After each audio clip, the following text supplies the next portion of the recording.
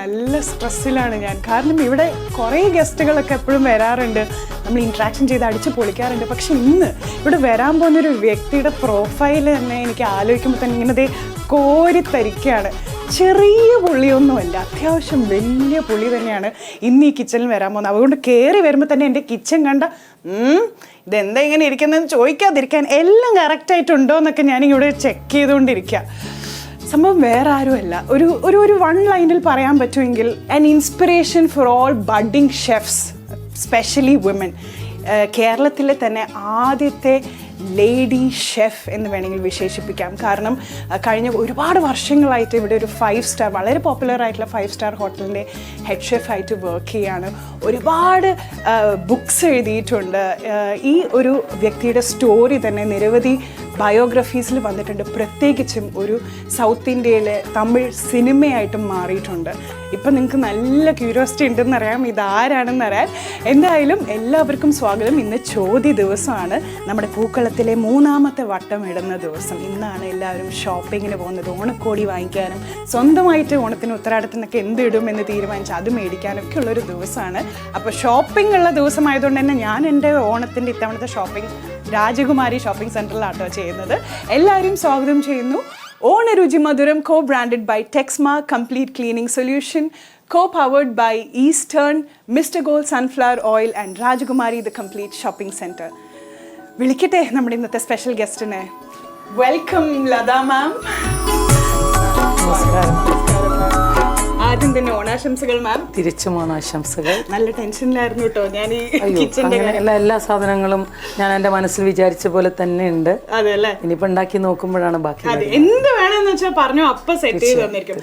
ലത എന്ന് പറയുന്ന ഒരു വ്യക്തിയിൽ നിന്നും കേരളത്തിലെ ഷെഫ് ലത, അതായത് നമ്മുടെ യൂസഫ് അലി സാറ് പോലും ലത മാമിനെയാണ് ഡിപ്പെൻഡ് ചെയ്യുന്നത്, specially when it comes to food and hospitality. അപ്പോൾ അതുകൊണ്ട് ആ ഒരു വ്യക്തിയുടെ കഥ നിങ്ങൾ ഇന്ന് എപ്പിസോഡ് മുഴുവനും നിങ്ങൾ കേൾക്കാൻ പോവാണ്. അപ്പോൾ നമുക്ക് എന്താണ് മാം ഇന്ന് കുക്ക് ചെയ്യാൻ പോകുന്നത്? ഞാൻ ഇന്ന് ഒരു സ്പെഷ്യലാണ്, നമ്മുടെ അരിപ്പിടിയും വാഴപ്പിണ്ടിയും. അധികം ആരും ചെയ്യാത്തൊരു സാധനമാണ്. പായസമാണോ മാം? പായസം തന്നെ. പായസമാണ്, വാഴപ്പിണ്ടി വെച്ചിട്ടോ? വാഴപ്പിണ്ടിയൊക്കെ തോരൻ കഴിച്ചിട്ട് ശീലല്ലേ ഉള്ളൂ, അത് നമുക്ക് പായസമായിട്ട് ഉപയോഗിക്കാം. അത് അടിപൊളി. ശരിക്കും മാമിന്റെ ഒരു വീഡിയോ വൈറൽ ആയിരുന്നു കേട്ടോ. ആ വീഡിയോക്കകത്ത് മാം ഒരു ടിപ്പ് പറഞ്ഞിരുന്നു. എത്ര 17 മില്യൺ എന്തോ വ്യൂവർഷിപ്പ് ഉള്ള ഒരു വീഡിയോ ആണ്. ആ ടിപ്പ് എത്ര വീടുകളിൽ കിച്ചണിൽ ഉപകാരപ്പെട്ടിട്ടുണ്ടെന്നറിയോ. അതുപോലെ കുറെ ടിപ്സ് ഇന്നത്തെ എപ്പിസോഡിൽ മാം തരുന്നതായിരിക്കും അല്ലേ മാം? തീർച്ചയായും. അപ്പൊ എന്തായാലും നമുക്ക് തുടങ്ങിയാലോ മാം പതുക്കെ. എന്നിട്ട് മാമിന്റെ കഥകൾ ഓരോന്നോരോന്നായിട്ട് നമുക്ക് സംസാരിച്ച് നിങ്ങളൊക്കെ അറിയിക്കാം. നമുക്ക് തുടങ്ങാം. നമ്മുടെ ടെക്സ്മാ കംപ്ലീറ്റ് ക്ലീനിങ് സൊല്യൂഷൻസ് പോലെ തന്നെ പ്രൊഫഷണൽ ഷെഫ് എപ്പോഴും കിച്ചണിൽ കയറി. പ്രൊഫഷണൽ ഷെഫ്മാര് ഒരിക്കലും ആഭരണങ്ങളൊന്നും ധരിക്കാൻ പാടില്ല. സോറി, ഞാൻ ഓണമാണ്, അതുമല്ല എൻ്റെ മകളുടെ കല്യാണം, അപ്പൊ അതിന് പോവാൻ വേണ്ടിയിട്ട് ഇന്ന് ഒരുങ്ങിയതാണ്. എത്ര മക്കളാണ് മാം? എനിക്ക് 3 പെൺകുട്ടികളാണ്. 3 പെൺകുട്ടികൾ. ഓക്കെ, എവിടെയാണ് അവർക്ക്? മൂത്താള് ലണ്ടനിലാണ്, രണ്ടാമത്തെ ആള് അബുദാബിയിലാണ്, ഇളയാള് നാട്ടിൽ തന്നെയാണ്.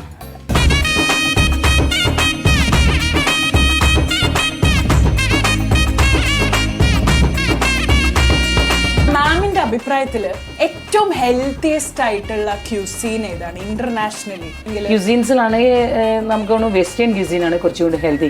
കാരണം അവർ കൂടുതൽ സലാഡും കൂടുതൽ സ്റ്റീം ചെയ്തിട്ടും ബോയിൽ ചെയ്തിട്ടാണ് കഴിക്കുന്നത്. നമ്മുടെ ഒരു കേരള വിഭവങ്ങൾക്ക് കുറച്ചും കൂടി എണ്ണയും അല്ലേ? ഒരിക്കലും ഇല്ല, നമ്മളെ കേരള വിഭവങ്ങൾക്ക് എണ്ണ ഇല്ല, നമ്മളായിട്ട് ഉണ്ടാക്കിയതാണ്. കേരള വിഭവങ്ങളൊക്കെ പുഴുങ്ങി കഴിക്കുന്നതായിരുന്നു, റൂട്ട് വെജിറ്റബിൾ ആയിരുന്നു നമ്മൾ കഴിച്ചിരുന്നത്. പിന്നെ ഇലവർഗ്ഗങ്ങളായിരുന്നു നമ്മൾ കഴിച്ചിരുന്നത്, താളും തകരയും. ഇപ്പം എക്സ്പെഷ്യലി കർക്കിടക മാസത്തിലൊക്കെ നമ്മൾ ഒരുപാട് താളും തകരയും കിഴങ്ങ് വർഗ്ഗങ്ങളും കഴിച്ചിരുന്ന ആൾക്കാരായിരുന്നു. പിന്നെ മില്ലറ്റുകളായിരുന്നു നമ്മുടെ കേരളീയൻ്റെ ഏറ്റവും പ്രധാനപ്പെട്ട ഭക്ഷണം. നമ്മൾ അതിൽ നിന്ന് മാറി അരി ഭക്ഷണത്തിലേക്കായി, പിന്നെ അതിൽ നിന്ന് പിസയിലേക്കും ബർഗറിലേക്കും ഒക്കെ മാറ്റം വന്നു. ഇതിന് എത്ര സമയം എടുക്കും നമുക്കൊന്ന് ബോയിൽ ചെയ്ത് കിട്ടാൻ വേണ്ടി? ഇത് ശരിക്കും ബോയിൽ ചെയ്യാതെ കഴിക്കാം, നമുക്ക് ഉച്ചയ്ക്ക് കഴിക്കുന്നതാണ്. പക്ഷെ നമ്മളത് ഒന്ന് ബോയിൽ ചെയ്യണം, എങ്കിൽ ആ ക്രഞ്ചി കുറച്ചും കൂടി ഒന്ന് സോഫ്റ്റ് ആവുകയുള്ളൂ. ഞാനൊരു പിഞ്ച് ഉപ്പിടുന്നുണ്ട്, തിളച്ചു. അപ്പം ഞാനിത് സ്ട്രെയിൻ ചെയ്യാം. സാധാരണ നമ്മൾ വാഴപ്പിണ്ടി എന്ന് പറയുമ്പോൾ ഇച്ചിരി കയ്പുള്ള ഒരു സംഭവമാണ് നമ്മൾ കഴിക്കുമ്പോൾ. പക്ഷെ അത് എങ്ങനെയാണ് അത് കഴിക്കാന്നത് എന്തുകൊണ്ടാ അറിയാം? നിങ്ങൾക്കത് പ്രോസസ് ചെയ്യാൻ അറിയാത്തത് കൊണ്ടാണ്. ഒരിക്കലും വാഴപ്പിണ്ടി കഴുകാൻ പാടില്ല, കഴുകരുത്. അത് നമ്മുടെ കയ്യിൽ വെളിച്ചെണ്ണ തേച്ച് കുറച്ച് മഞ്ഞപ്പൊടിയും ഉപ്പും ഇട്ടിട്ട് കൈ കൊണ്ട് നന്നായിട്ട് തിരും. വാഴപ്പീണ്ടി ആയിക്കോട്ടെ വാഴപ്പൂവ് ആയിക്കോട്ടെ. അങ്ങനെ അതൊരു ടിപ്പാണ് ആക്ച്വലി. നമ്മൾ ഈ നെയ്യിൽ തന്നെ സകലമാന പരിപാടികളും ചെയ്യണം. ഓക്കെ, നമ്മൾ ലാസ്റ്റ് പിന്നീട് ഇടുന്നില്ല, ഒന്നും ചെയ്യണ്ട. ഓക്കെ.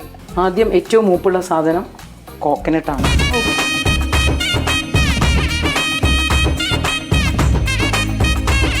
മാമിന്റെ വീട്ടില് ഓണം എങ്ങനെയാണ്? ഞങ്ങളുടെ വീട്ടില് സത്യം പറയാലോ, ഞാൻ വളരെ വർഷമായി ഓണം വീട്ടിലുണ്ടിട്ട്. ലാസ്റ്റ് ഉണ്ടത് 2 വർഷം മുന്നേ എൻ്റെ അമ്മ ജീവിച്ചിരിക്കുമ്പോൾ. അപ്പോൾ നമ്മൾ ഇനി ക്യാഷ്. ഓക്കെ. മാമിന്റെ ഏറ്റവും ഇഷ്ടപ്പെട്ട ഭക്ഷണം എന്താ? എനിക്ക് സദ്യ. സദ്യ കിസ്മിസ് ഇടാൻ പോവാണേ. അപ്പോൾ ഓരോന്നിനും ഓരോ കുക്കിംഗ് ടെമ്പറേച്ചർ വേറെയാണ്. അതുകൊണ്ടാണ് ഇങ്ങനെ ഒന്നിൻ്റെത് കഴിയുമ്പോൾ ഒന്നിട്ടുകൊണ്ടിരിക്കുന്നത്. സദ്യയിൽ ഏറ്റവും ഇഷ്ടപ്പെട്ട ഐറ്റം എന്താ മാമിന്? മാമിന്റെ ടേസ്റ്റ് എനിക്കൊന്ന് അറിയാൻ വേണ്ടിയിട്ടാണ്. വെറുതെ സദ്യയിൽ കൂട്ടുകറി. കൂട്ടുകറി ഞാൻ എള്ളിടാണ്. ബ്ലാക്ക് സിസ്മി. ഇനി ഞാൻ കുറച്ച് വെള്ളം ഒഴിക്കുകയാണ്. അരിപ്പൊടിയാണ്.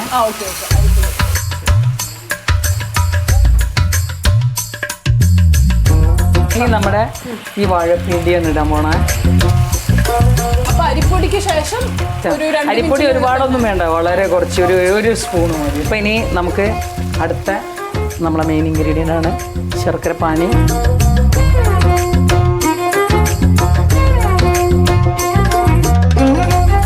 അപ്പോൾ നമ്മൾ ഇത് സെക്കൻഡ് മിൽക്കാണ്.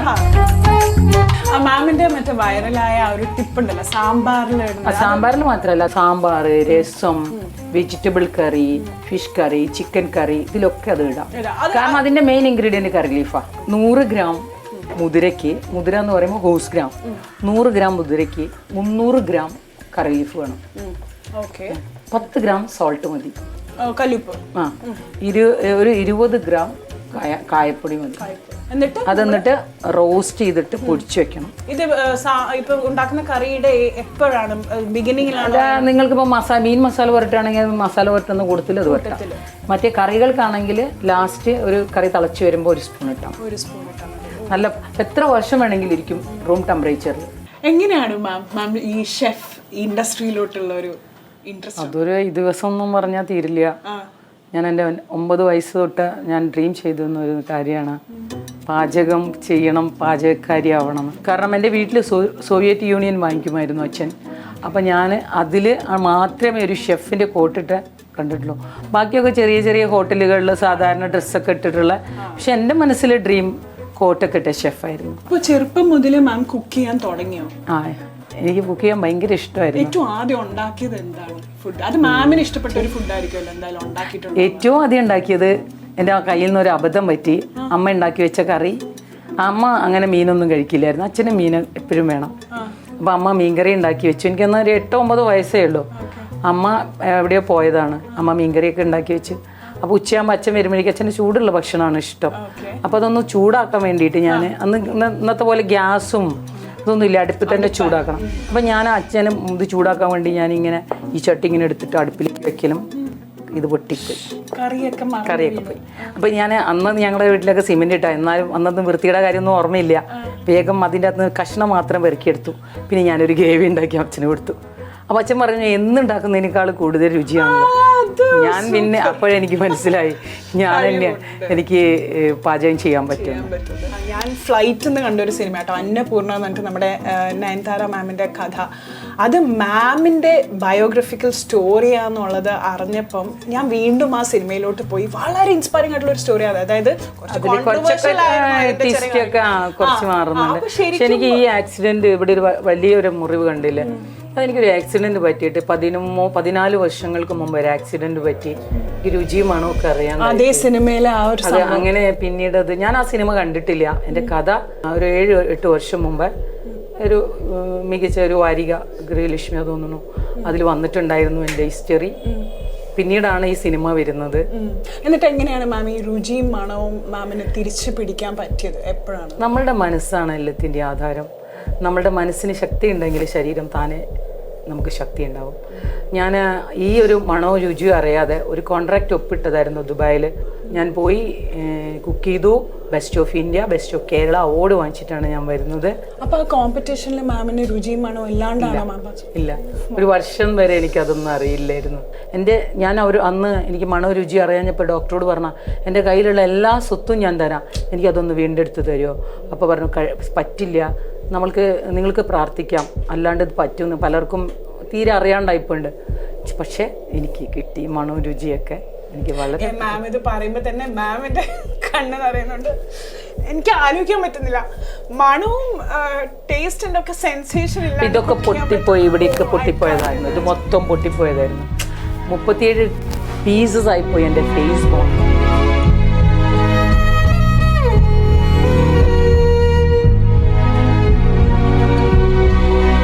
എൻ്റെ ആഗ്രഹമായിരുന്നു പാചകത്തിൽ വലിയൊരു നിലയിലെത്തുക. അതുപോലെ തന്നെ ഗ്രാൻഡ് ഹയത്ത് പോലെയുള്ള, അതായത് വലിയൊരു പ്രോപ്പർട്ടിയിൽ, സ്റ്റാർ പ്രോപ്പർട്ടിയിൽ ജോലി ചെയ്യുക എന്നുള്ളത് അതെനിക്ക് സാധിക്കാൻ പറ്റി. ഞാൻ പറഞ്ഞല്ലോ, എൻ്റെ ഈ ജീവിതത്തിൽ 57 വയസ്സായി. എനിക്ക് 7 വർഷം വരെയുള്ള കാര്യങ്ങളൊന്നും എനിക്ക് ഓർമ്മയില്ല, അറിയില്ല. പക്ഷെ എൻ്റെ 50 വയസ്സും ഞാൻ മാക്സിമം യൂട്ടിലൈസ് ചെയ്തു. എഴുതാൻ, വായിക്കാൻ, ആളുകളെ കാണാൻ, പുതിയ പുതിയ ഡിഷുകൾ ഉണ്ടാക്കാൻ, എക്സ്പെരിമെൻ്റ് ചെയ്യാൻ. അപ്പം ഇനി എൻ്റെ അടുത്ത തലമുറയ്ക്ക് പകർന്നു കൊടുക്കാൻ ഞാൻ എല്ലാ കാര്യങ്ങളും ഇവിടെ ചെയ്തു വെച്ചിട്ടുണ്ട്. ദൈവം മാമിനെ സൃഷ്ടിച്ചത് തന്നെ ഈ ഒരു കഥ ദൈവം പ്ലാൻ ചെയ്ത് വിട്ടതാണ്. നമ്മൾക്ക് കർമ്മ ഉണ്ടല്ലോ, അപ്പൊ നമ്മളുടെ ഈ കർമ്മ ഇവിടെ നിന്ന് മുഴുവനായിട്ട് നിറവേറ്റിയിട്ട് പോവുക. അതുപോലെ ഒരു കാര്യം പറയാം, നമ്മുടെ മലബാർകാരോട്, മാം കോഴിക്കോട്ട് നിന്നാണ്. കോഴിക്കോട്ടുകാർ പ്രത്യേകിച്ചും മലബാർകാർക്കൊക്കെ ഭക്ഷണത്തിലൂടെയാണ് അവരെ സന്തോഷം അറിയിക്കുക, സന്തോഷിപ്പിക്കുക എല്ലാവരും. അപ്പൊ മാം അതിന്റെ ഒരു പെർഫെക്റ്റ് ഒരു എക്സാമ്പിൾ തന്നെയാണ് ലൈഫിൽ സെറ്റ് ചെയ്തത്. അപ്പൊ എന്തായാലും വാഴപ്പിണ്ടിയുടെ പിടി പായസം തീർച്ചയായിട്ടും ഒരു ഇൻട്രസ്റ്റിംഗ് റെസിപ്പിയാണ്. അപ്പൊ നമുക്കിതിൽ ഒരു മെയിൻ ഇൻഗ്രീഡിയന്റ് മിസ്സായിട്ടുണ്ട്. നമ്മുടെ പിടിയാണോ? പിടി ചുമ്മാ ഇങ്ങനെ ഇവിടെ ഞാൻ വെക്കണ്ട എന്ന് വിചാരിച്ചു. കാരണം മാമിന് ഒരു ചെറിയ സർപ്രൈസ് എന്റെ വക തരാമെന്ന് ഞാൻ വിചാരിച്ചു. ഒരാളെ വിളിച്ചോണ്ട് ഞാൻ വരാം. പുള്ളിക്കാരിക്കായിരിക്കും പിടി ഉണ്ടാവുക. ഓക്കെ, ഞാൻ ഇപ്പൊ വരാം.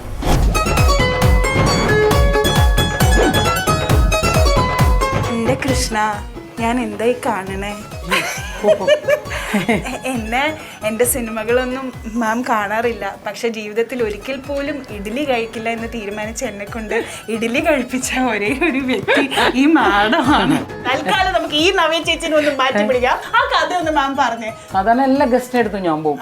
അപ്പൊ ഞാനിങ്ങനെ സ്വാഭാവികമായും പറഞ്ഞു, അപ്പൊ ഇഡ്ഡലി ഞാൻ കഴിക്കാറില്ല. ഞാൻ പറഞ്ഞു എന്തായാലും ഞങ്ങളുടെ ഇഡ്ഡലി കഴിച്ചു നോക്കണം, സൂപ്പർ ഇഡ്ഡലിയാണ്.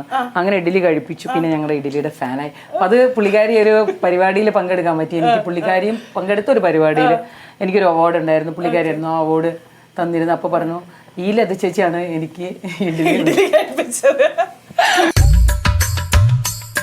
ഓൾറെഡി അത് വേവിച്ചെടുത്ത മാവാണ്, എന്നാലും ഒന്ന് ടഫാണ്. ഈ പിടിയിൽ ഞാൻ ഒരു കാര്യം ചോദിക്കട്ടെ, ഇത് ഉണ്ടാക്കുന്ന സമയത്ത് നമ്മൾ ചൂട് വെള്ളത്തിൽ അല്ല, അടുപ്പത്ത് വെള്ളം തിളയ്ക്കുമ്പം അരിപ്പൊടി ഇട്ടിട്ട് നമ്മളത് കുക്ക് ചെയ്യണം. സ്ലോ ഫയറിൽ കുക്ക് ചെയ്യണം. എന്നിട്ടാണ് നമ്മൾ അല്ല, അതെങ്ങനെ അങ്ങനെ ടൈറ്റ് ആയിട്ട് വന്നിട്ട് അത് നന്നായിട്ട് വേവണം. നന്നായിട്ട് വെന്താല് പത്തിരിയൊക്കെ ഉണ്ടാക്കുമ്പോൾ നന്നായിട്ട് വെന്താൽ മാത്രമേ പത്തിരിക്ക് ടേസ്റ്റ്. ഇത് വെന്ത് കഴിയുമ്പോൾ ഇത് മുകളിലേക്ക് പൊങ്ങി വരും. ഞാൻ ഇപ്പോഴാട്ടോ അത് നോട്ടീസ് ചെയ്യുന്നത്. നമ്മൾ അതിന്റെ പാകം അറിയണമെങ്കിൽ ഉള്ള ഒരു ടിപ്പാണ്. നമ്മളത് വെള്ളത്തിന്റെ സർഫേസിന്റെ മേലെ നമുക്ക് ബാലൻസ് കുറച്ച് കോക്കനട്ട് മിൽക്ക് 2-ാം പാല് ഞാൻ എടുത്തു വെച്ചിട്ടുണ്ട്. ഇനി അതും കുറച്ച് റൈസ് ഫ്ലോറും കൂടി നമ്മളൊന്ന് പിടീൻ്റെ മുകളിൽ ആ ഒരു സോഫ്റ്റ്നെസ് വരുള്ളൂ. അതിന് വേണ്ടിയിട്ടാണ് ഇങ്ങനെ ചെയ്യുന്നത്. നമ്മുടെ പായസം ഇവിടെ ഫൈനൽ സ്റ്റേജിലാണ്.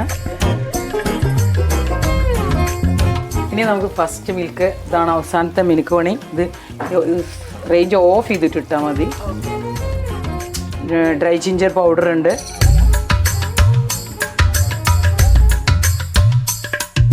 Jeera powder, കടമ്പം powder. ഇനി നമ്മൾക്ക് ലാസ്റ്റ് ഒരു കാര്യം ചെയ്യാനുണ്ട്. കുറച്ച് തുളസി ഇല. ഇത് കൃഷ്ണ തുളസിയുടെ ഇലയാണ്.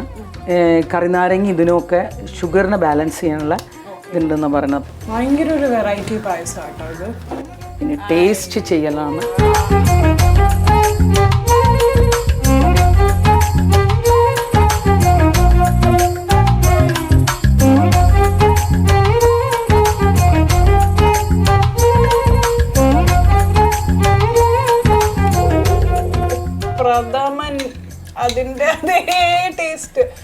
ഞാൻ പേര് കേട്ടപ്പോ വിചാരിച്ചത് എങ്ങനെ ഒരു കോമ്പറ്റീഷൻ നടത്തണം, ഇത് എന്താന്ന് ഗസ് ചെയ്യാൻ പറ്റും. ആർക്കും പറയാൻ പറ്റില്ല ഇത് വാഴപ്പിണ്ടി കൊണ്ട് ഉണ്ടാക്കി.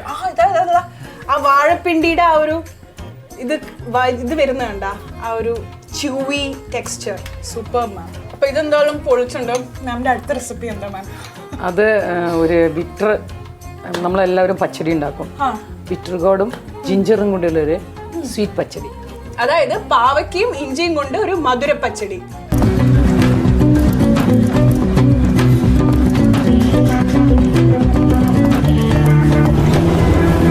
ഒരു ചെറിയ ബ്രേക്ക് ഗ്യാപ്പിൽ മാം പാവയ്ക്കൊക്കെ എന്താണ് വറുത്ത്? ഇത് വളരെ പെട്ടെന്ന് ഉണ്ടാക്കുന്ന, വീട്ടിലൊക്കെ വളരെ പെട്ടെന്ന് ഉണ്ടാക്കാൻ പറ്റുന്ന ഒരു കറിയാണ്. ഇതേപോലെ ഉണ്ടാക്കിയിട്ട് നമ്മൾ ഫ്രിഡ്ജിലോ പുറത്ത് വെക്കാം, 3-4 ദിവസമൊക്കെ പുറത്തിരിക്കും. എല്ലാം വറുത്ത് വെക്കുക. ഗസ്റ്റ് വരുമ്പോൾ യോഗട്ട് ഉണ്ടെങ്കിൽ തേങ്ങ പേസ്റ്റിൻ്റെ ആവശ്യമില്ല. കട്ടിയുള്ള തൈരാണെങ്കിൽ യോഗട്ട് തൈര് എടുക്കുക, കുറച്ച് മസ്റ്റാർഡ് പൗഡർ ഇടുക, സോൾട്ട് ഇടുക, ഇത് സാധനം ഇൻഗ്രീഡിയൻറ്റ് ആഡ് ചെയ്യുക. ഇച്ചിരി ശർക്കരയോ പഞ്ചസാരയോ ഇടുക. ഇത്രയും ഓയിൽ ആവശ്യമുള്ളൂ. കുറച്ച് മസ്റ്റാർഡ് ഇട്ടു, പച്ചമുളക്, കടുക്. നമ്മുടെ പച്ചടി ഉണ്ടാക്കുന്ന ഒരു പാറ്റേൺ ആണ്.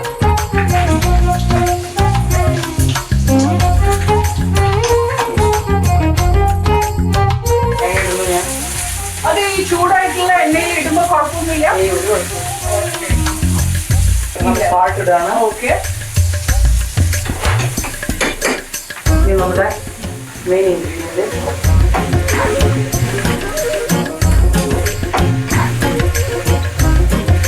പരിപാടി കഴിഞ്ഞു. ഞാൻ ഓഫ് ചെയ്യാണ്. ശർക്കര പൊടി ഇടുന്നു, പിന്നെ നമ്മുടെ ജീരകപ്പൊടി ഇടുന്നു. ഒരു എല്ലാം കൈ കണക്കാണോ മാമിന്? അങ്ങനെ നമ്മൾ കുറേ കാലം കൈക്കണക്കായിട്ട് മാറും. തൈര് ചൂടാക്കാൻ പാടില്ല. ചൂടാക്കിയാൽ തേങ്ങയും തൈരും കൂടിയായിട്ട് അതിൻ്റെ ടേസ്റ്റും മാറും, ഇരിയും ചെയ്യും.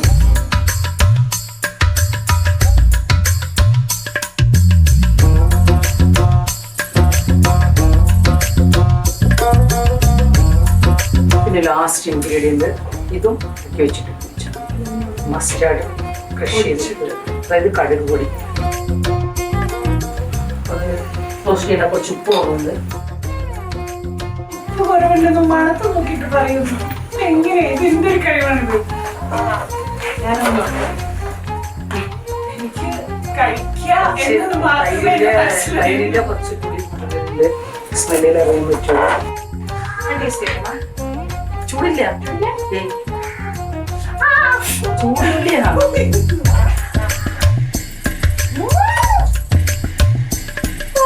പച്ചടിയോ ചേർത്തിട്ട്